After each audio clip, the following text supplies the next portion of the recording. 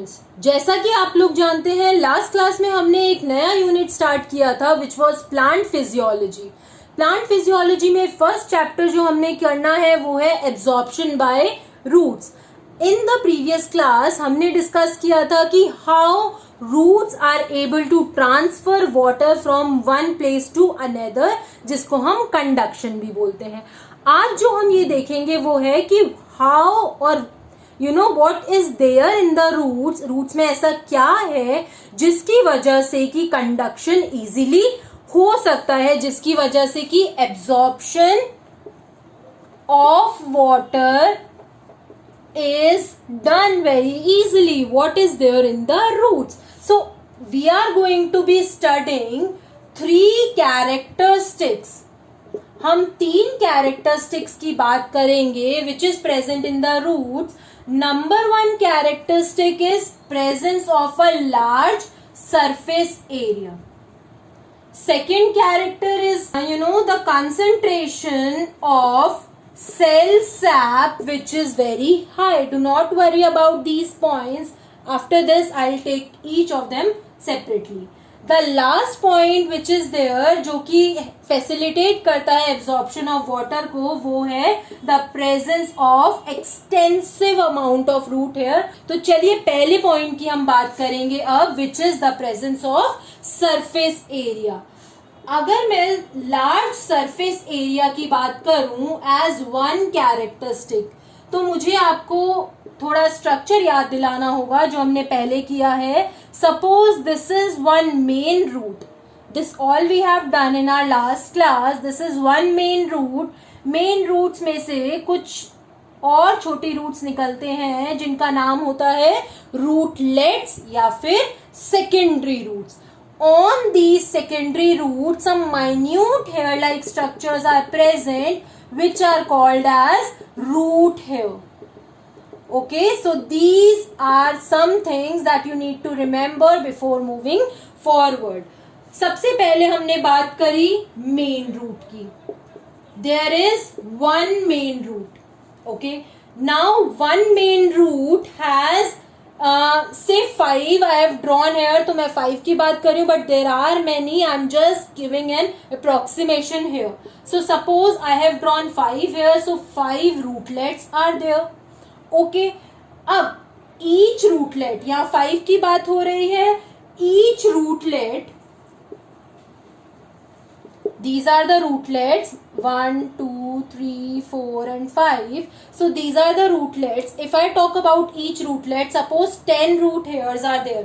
Each rootlet has 10 root hairs. So now you can imagine that एक root के अंदर, एक main root के अंदर how many root hairs are going to be present. There are going to be a lot of root hairs which are going to be present in a single root.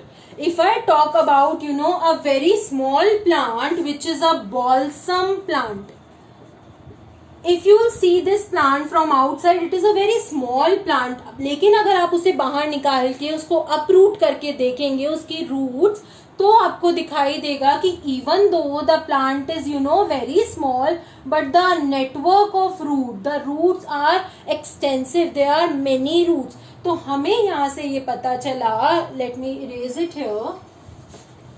What we found out here is that the surface area is directly proportional to the absorption of water. Directly proportional मतलब अगर surface area ज्यादा होगा तो absorption भी ज्यादा होगा, अगर surface area कम होगा तो absorption is also going to be less. This is how surface area is a characteristic of absorption of water by the roots. The next characteristic which we have to do now is the concentration of cell sap. हो सकता है यहाँ पे कई students को cell SAP का मतलब ना पता हो, so do not worry, I am going to tell you here. Suppose students, this is one cell. ये एक प्लांट सेल है. In each plant cell there are present some vacuoles. Vacuoles are the hollow spaces present inside the plant cell. They are not present in animal cell. Inside of each vacuole there is present some salts. Her vacuole के अंदर कुछ salt present होती है, sugar present होती है और water भी present होता है. Let me denote it like this, the presence of these things. Now the presence of these three things inside the vacuoles is nothing but it is called as cell sap. Cell sap और कुछ नहीं, बस ये liquid like substance है जो कि कहाँ present है, vacuoles में. vacuoles कहाँ present है, plant cell में. This you have to know. Now the next thing that we have to learn here is the concentration of cell sap is responsible for absorption of water. How is the concentration responsible? Let me just draw one cell here for you. ये एक plant cell है student. There is one big vacuole. मैंने एक ही vacuole बनाया है यहाँ पे अभी. There is one big vacuole is present. Inside this vacuole the amount of say solvent and solute की टर्म्स में मैं बात करूंगी.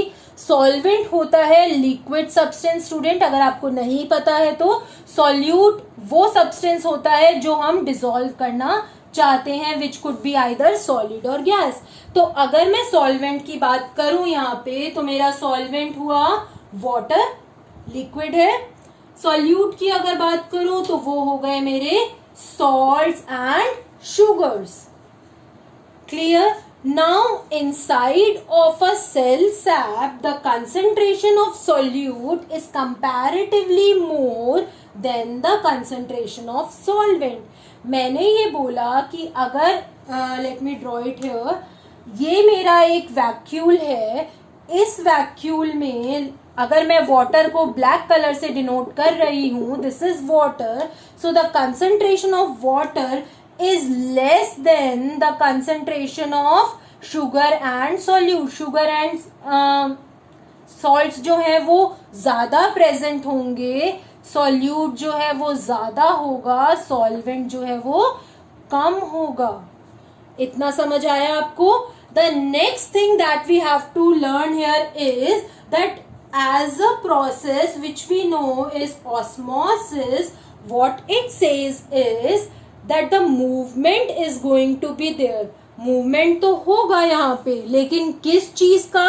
ऑस्मोसिस की जब भी हम बात करेंगे स्टूडेंट्स, ये मैं डिटेल में लूंगी नेक्स्ट क्लास में, अभी मैं आपको थोड़ा ब्रीफ बता रही हूँ. ऑस्मोसिस की जब हम बात करेंगे तो हम ये देखेंगे कि there is going to be the movement of solvent. हम सॉल्यूट के टर्म्स में ऑस्मोसिस की बात नहीं करेंगे. There is going to be movement of solvent. कहाँ से कहाँ? From their region of higher concentration. There मतलब लिक्विड की बात हो रही है, लिक्विड मतलब वाटर की बात हो रही है. The movement of water is going to be there. कहाँ से? From their region of higher concentration. जहां पे वो ज्यादा है वहां से वो मूव होना चाहेगा जहां पे वो कम है. This is osmosis which says that the movement of water, let me erase it, I explain here only. ये एक वैक्यूल है. This is the whole plant cell. द water is present outside of it, suppose. So the movement of water, some solutes are also present. Let me mark it here. Some solutes are also present. So outside situation देखते हैं एक बार. Outside situation ये है कि solvent तो है ज्यादा लेकिन solute है कम. इस केस में स्टूडेंट्स हमने देखा अभी ऑस्मोसिस ये बोलता है सॉल्वेंट की मूवमेंट होती है. कहाँ से? From its region of higher concentration to its region of lower concentration. मतलब अब मेरे वाटर मॉलिक्यूल्स मूव करना चाहेंगे from outside to inside. This is how absorption of water is done based on the concentration of cells. The last point that we have to do here is the characteristic of root hair we are going to see. अब हम एक root hair का characteristic देखते हैं कि उसमें ऐसा क्या है.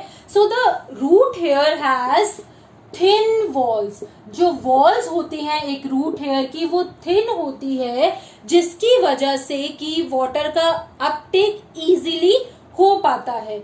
I am going to draw a cell here. This is a cell.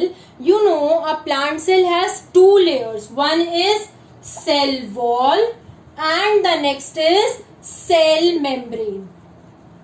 एक प्लांट सेल में दो लेयर्स प्रेजेंट होती है. Outer one is cell wall and inner one is cell membrane. Suppose this is cell wall, so the next layer underneath is going to be cell membrane.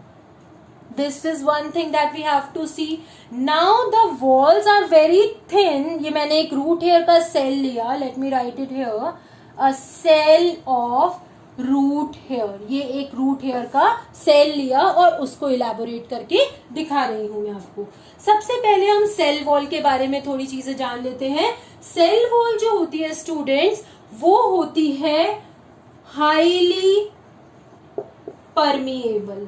Highly permeable मतलब whatever things are coming in its way, वो सबको allow करती है कि आप अंदर जाइए. Cell wall is highly permeable. The in and out movement through a cell wall is very easy. Next thing if we talk is cell membrane. Cell membrane is not highly permeable, students. Rather, it is selectively permeable. Selectively permeable means that it selects what all things are going to it allow to go inside. वो हर चीज को allow नहीं करती जाने के लिए. There are some things which it allows and there are some things which it doesn't allow. So वो चीज जो वो easily allow करती है is water. और बाकी के जो सॉलिड पार्टिकल्स हैं वो उनको बाहर ही रेस्ट्रिक्ट कर देती है. बिकॉज इट अलाउज और it gives a easy passage for water, the absorption of water is easy with the help of root hair. Why? Because root hair is made up of two membranes, one which is totally allowing everything to go inside the root hair cell, and the second is the cell membrane which is allowing what we are studying. We are studying how it facilitates water absorption, and cell membrane water absorption completely allow करती है. So this is another characteristics of roots which facilitates water absorption. I hope the 3 points are clear here for you. In the next class, we'll move forward with our chapter. Also, there are topic-wise worksheets available. Kindly leave a comment in the comment section if you wish to avail the same. So don't forget to like, subscribe and comment below. Also hit the bell icon so that you'll be notified every time I upload a new video. Thank you.